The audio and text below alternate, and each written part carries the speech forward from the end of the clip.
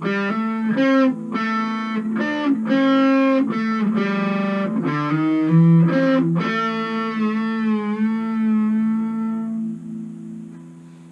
what's up, humans?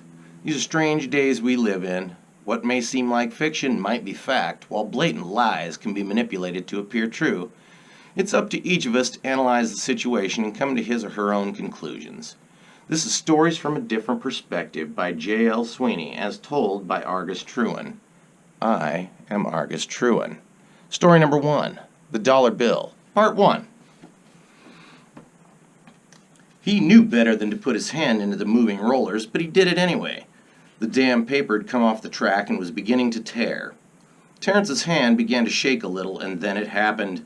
The belt jumped and slammed his hand into the lower roller. The impact and motion of the lower roller then sent his hand into the teeth of the upper roller track.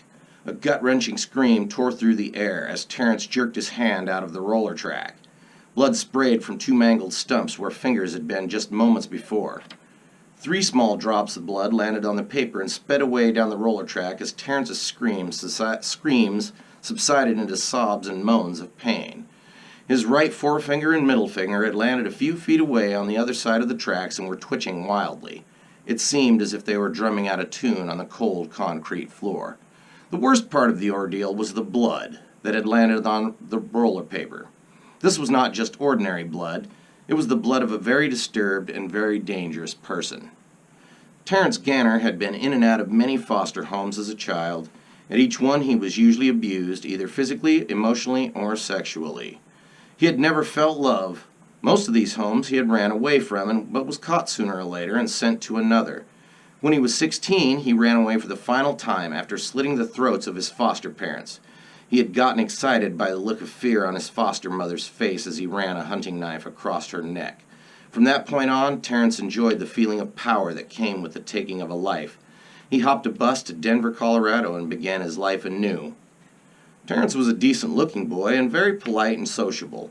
This helped him acquire a job as a janitor's apprentice at the Federal Mint in Denver. Over the years, he climbed his way to middle management, in charge of keeping the paper rollers running and in perfect condition.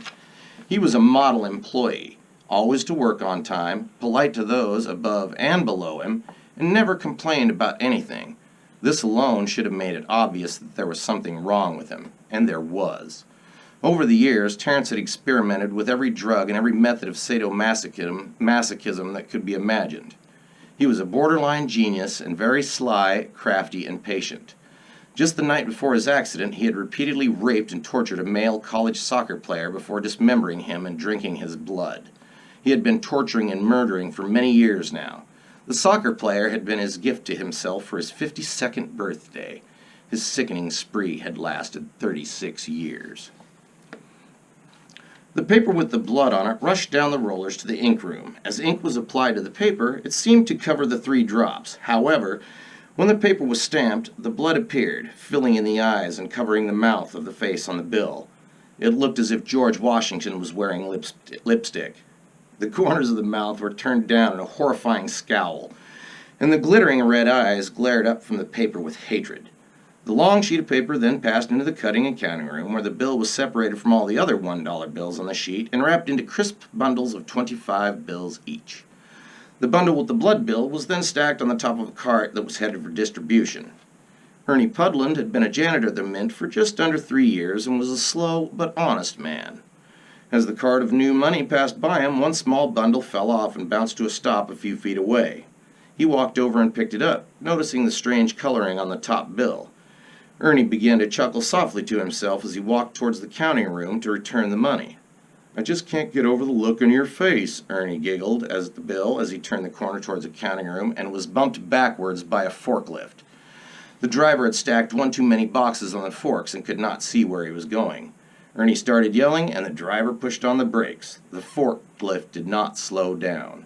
The driver panicked and tried to jam the lever into park, but he couldn't get it to move. Ernie was pushed back up against a wall and crushed. As the bundle of bills dropped from Ernie's lifeless fingers, the face on the red dollar bill grinned cruelly.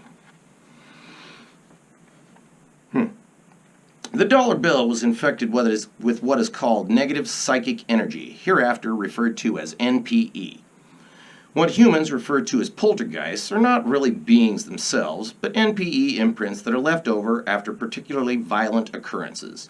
Murders and suicides, being very violent in nature, leave the strongest NPE imprints and therefore appear most often in our world. The spectrum of psychic energy is very wide. Most people are ordinary and leave no impressions at all. Some are extremely good, and once in a while bring some benefit to those who observe them. These are instances in which people believe they have seen angels. Some imprints are just strong enough to cause a vision or sighting of what we call ghosts. All of these phenomena are actually impressions left behind by their owners and are not monsters or beings at all. Sometimes, though, as with murders and suicides, the energy left behind is strong enough to create problems for any person unlucky enough to come into contact with it. Research is still uncertain of how an item becomes infected with NPE, but it is hypothesized that anything from the last breath to the drop of sweat from a dying person can infect an object. A case in particular involves a small rug that was believed to have been infected. It was believed to have received its energy from the length of time a murdered old woman's cooling corpse had lain upon it. The rug was passed from relative to relative, causing distressing events to unravel the normality of everyday life for them until it was donated to the NPE Research Institute, where it was studied intensely until it was destroyed by fire. It is believed that only total incineration of an object will relieve the symptoms of NPE. Even then, it is not known if that method actually destroys the NPE or if it is set free to drift through the world until it comes into contact with another object in which it can manifest itself. There is no current method of tracking NPE. There is no way to know for certain if an unfortunate event is caused by NPE. However, most freak accidents are thought to be the work of NPE. An example of an incident thought to be NPE related is the case of Robert Delson. Mr. Delson was driving down the interstate toward Grandview Park near Louisville, Kentucky. Driving the opposite direction was a tractor-trailer carrying demolished cars. Coincidentally, one of the cars loaded on the truck had struck and killed a child on a bicycle only a week before. That particular car had been driven by Mr. Delson's cousin, Annette Ulrich. As the vehicles neared each other, chains holding Miss Ulrich's car began to loosen. Rounding a bend, the truck driver claimed he had to swerve to avoid a child standing in his lane. The sudden motion sent Miss Ulrich's car sailing off the truck. It catapulted over the median and struck Mr. Delson's car head-on. Mr. Delson and his entire family, a wife and 4 young children, were killed instantly by the impact. There is no actual proof that NPE was responsible for this accident. However, an unidentified child was seen standing near the destroyed vehicles after the accident. As eyewitnesses said, that child seemed to be smiling. The child walked behind the Delson's car and vanished from sight. The description of the child was an exact match for the child that had been killed by Miss Ulrich. It is to be noted that Annette Ulrich was under the influence of alcohol and heroin when she struck and killed the child. The bundle with the blood bill was taken from the scene of Ernie's accident and sent to distribution, where it was sent to the 8th Federal Savings and Loan Bank in Seattle, Washington. It arrived on a payday Friday, 2 days after Ernie's tragic death. Brandy Braxton was proud of her new breast implants. A slim, sexy, natural blonde, Brandy had not been blessed with large breasts. This had always made her feel unequal to other women, regardless of her good looks. She had just come back to work at the bank after a 2-week sick leave. Her scars had healed quickly, and she was excited about showing off her new D-cup breasts. As she unpacked the crisp new money that had just arrived from the mint, she paused to run her hands over her new equipment. Fantasizing about how every man would stare at her today made her tingle all over.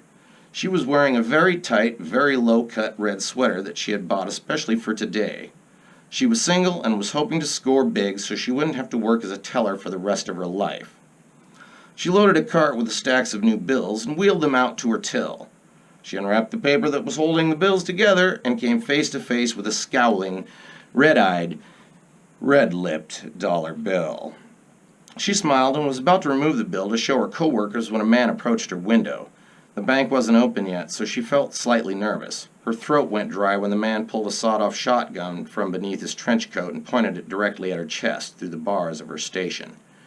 "Put everything you have in this bag," he said softly, handing her a duffel bag. She took the bag to the cart and loaded the money into it. Brandy had never been the brightest girl, and Kate, easing forward, handed the bag to the man while stepping on the silent alarm button. The man read her eyes. "You stupid fucking bitch!" the man yelled. He elevated the barrels and pulled the trigger.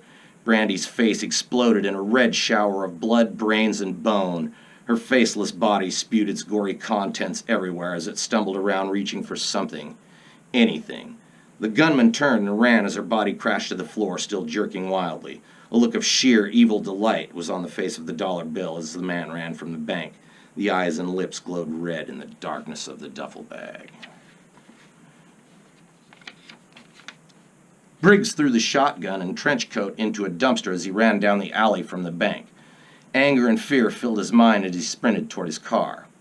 Goddamn stupid fucking bitch anyway. Had to be a fucking hero. Couldn't just give me the fucking money. Fuck, fuck, fuck! Christ, it wasn't even her fucking money. God damn it anyway. He jerked the door of his car open and jumped inside. Starting the engine, he pulled into traffic and slowly headed home. It wasn't a long drive, and he didn't think anyone had seen him as he ditched his gear. His gut churned, and he struggled to get the vision of her face out of his head. Dumb bitch knew that she stepped on the fucking alarm. Christ, why do people do stupid shit when they have a gun pointed at them? He wiped the sweat off of his forehead and turned down the street into his run-down slum of a neighborhood. Pulling into his parking lot, he turned the motor off. Reaching into the back seat, he grabbed a paper bag full of groceries. He thought he was clever, and he unloaded the bag halfway, put some of the money in, and then reloaded the food. He repeated the steps with the next bag, and then shoved the duffel under the front seat. He got out and carried the bags up to his apartment.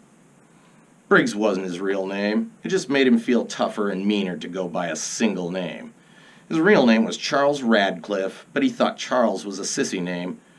No one was afraid of a Charlie, a Chuck, or a Charles, so he chose a name that thought would get him the respect he thought he deserved. He still went by Charles on all of his bills and identification, but he's known as Briggs to the worthless people he knew. He took the groceries out of the bag and smiled at the money. He began to count it. What a fucking joke, he mumbled. Only got 5 friggin' grand and had to blow that dumb big-titted bitch away. What a fucked up day. 2 months of planning shot to shit. Briggs suffered from small man complex and was always trying to make the big score to make himself look really cool. He hadn't made that score yet and was pissed off that his hard work for the day had not gone the way he had planned. He had figured if he hit the bank on a payday, he would really rake it in. He had not counted on the teller trying to be a fucking hometown hero. Thumbing through the money, he came across the dollar bill with red eyes and lips. Christ, I can't even get good money, he said, holding the bill up to the light. Look at this fucked up shit. I guess I'll just have to go and spend you right now. Can't have shitty money lying around. Could be bad luck. He crammed the bill into his pocket and with a handful of other bills and headed for the Mousetrap Strip Club. Sitting in his usual seat, he reached into his pocket and dug out a bunch of money. Charisse was dancing and Briggs had a thing for her. She wasn't all that great looking abroad, but man, could she buck her hips. He got hornier than hell every time he watched her dance. She smiled at him and he waved the red bill at her. She gracefully danced toward him and he motioned for her to lean down close. When he did, he slipped the bill into her G-string and whispered, "What are the chances you and I could fuck tonight?" Her reply was a hard slap across his face. "You lousy bitch," Briggs shouted. He grabbed his drink and threw it in her face, only moments before the bouncers, Knuckles and Bones, grabbed him and beat his ass unconscious. As they dragged him away, Charisse stepped back from the edge of the stage, only to slip on the drink that Briggs had thrown at her. Tilting forward, she lost her balance and fell off the stage. The red bill slipped from her G-string as she fell and landed in a pile of money sitting in front of a well-dressed man. Her head bounced off a table, and the sound of her neck snapping was heard over the blare of the Mousetrap's huge sound system. Her body rolled over, and her lifeless eyes gazed up at the face of a frozen, horrified Aaron Jacks. Staring at her, he noticed that she had a surprised look on her face, and blood slowly oozed from her nose and the corners of her mouth. Jacks gagged, grabbed his money, and hauled ass for the door, knowing he couldn't be involved in this kind of mess. The glowing eyes on the bill blended in with the mood lights of the Mousetrap, and the bill grinned hideously as it allowed itself to be crammed into Jax's pocket. Out back, Knuckles and Bones had finished beating Briggs. They emptied his pockets and wallet and tossed him into a dumpster. Briggs would die alone a few hours later from skull fractures and various internal injuries. That's the end of part 1, humans. Come back again for part 2.